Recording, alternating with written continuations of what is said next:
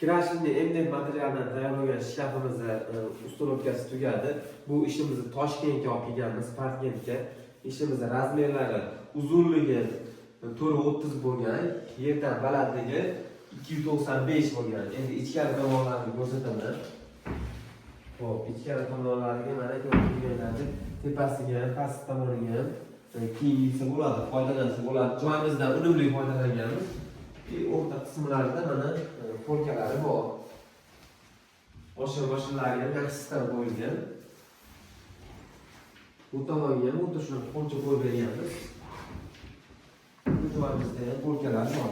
Joyimizdan unumli foydalanganmiz. Boshqa-boshqalari ham, mexanizmlari ham yaxshisidan qo'yilgan. Bu ruchkalari ham. Mana ko'rib turganingizdek, mana yonboshlari ham, cheka tomonlarini ham mana zalog yo'q holatda chiroyli qilib o'rab berganmiz. Narigi tomonlarga ham mana. Pastki ko'rsanglar bo'ladi. Pastki mana oyoq tomonlarigacha kirashni MDF materialdan bo'lgan mana. Ko'rsanglar bo'ladi.